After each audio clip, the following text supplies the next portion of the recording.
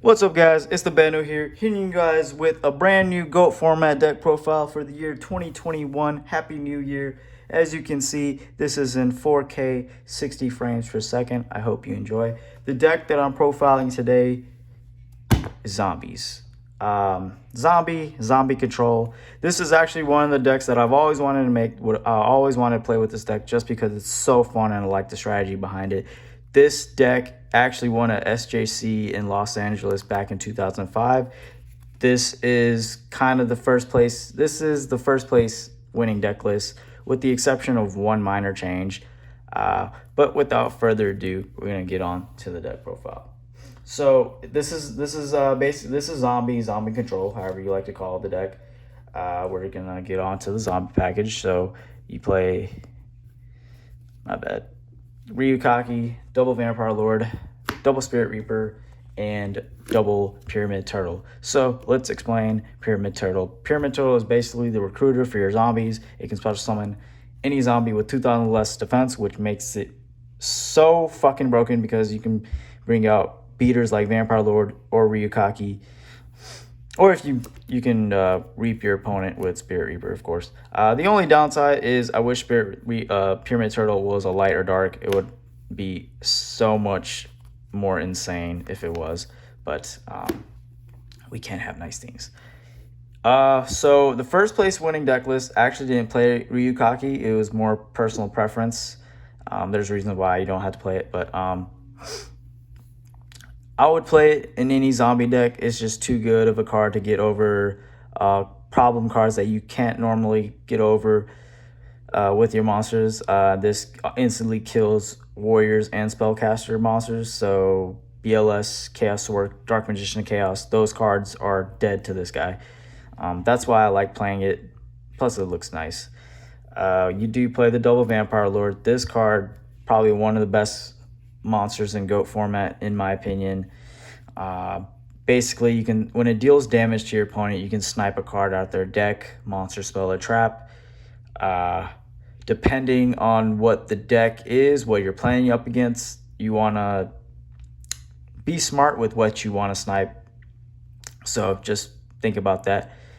As well, this card is, I wouldn't say immune, but like, it is useless to play destruction traps against Vampire Lord or any type of destruction card, because this card will come back during the standby phase. So it basically, your opponent won't waste those cards on this. So in a sense, it is immune to these type of cards. So that's what makes this card pretty good, because spot removal is really important in GOAT format. And when you have this card on the board, your opponent will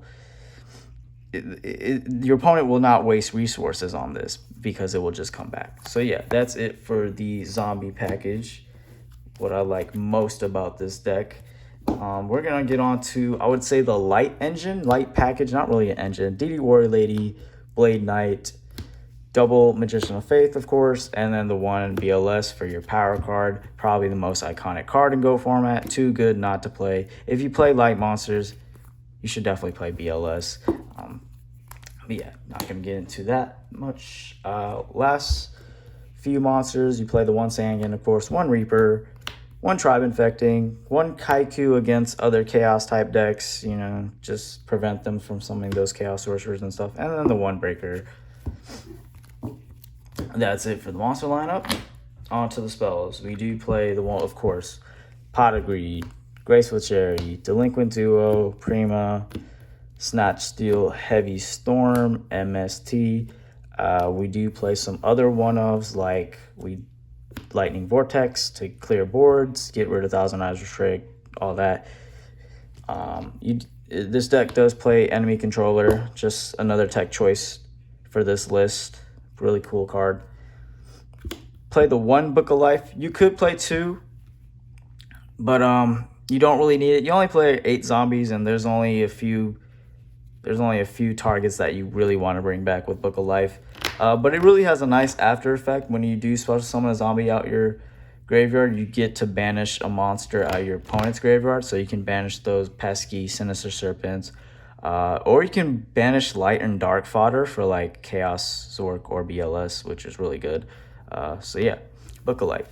Really good card in this deck. The last few set of spells, you do play Double Knock, of course. Double Scapegoat. This is a control deck, and it provides some defense. It also works well with probably one of the best spells in this deck, Creature Swap. I would say this was one of the reasons why this deck got first place. Just the interaction with Creature Swap, being able to break boards with Creature Swap, especially with Pyramid Turtle, comboing it with this card is just amazing. Or using Scapegoat tokens. So Creature Swap, you would swap your Pyramid Turtle with their monster, run over your own Pyramid Turtle, basically leaving their field empty, and then summoning out Spirit Reaper or Vampire Lord to beat their face in. This card is just too good. Probably the most broken spells in this deck because of the interactions it has. Lastly, we got the traps. You play 1 Mirror Force, 1 Torrential, 1 Ring of Destruction, 1 Dust Tornado, 1 Call the Haunted. And we do play double Bottomless Trap Hole. Probably one of the most underrated traps in GOAT format. It doesn't stop Thousand Eyes Restrict, doesn't really stop any of the other beaters like Dekoichi. Anything less than 1500 won't stop those, whereas a Sakuretsu armor would. But this gets rid of most of the problem cards in GOAT. It gets rid of them completely out of the game. Stuff like BLS, Chaos Sork, even though those guys do get priority, as long as you got the problem off the board, you're not going to lose, in my opinion. Because usually summoning a BLS would, it kind of means that you're going to lose.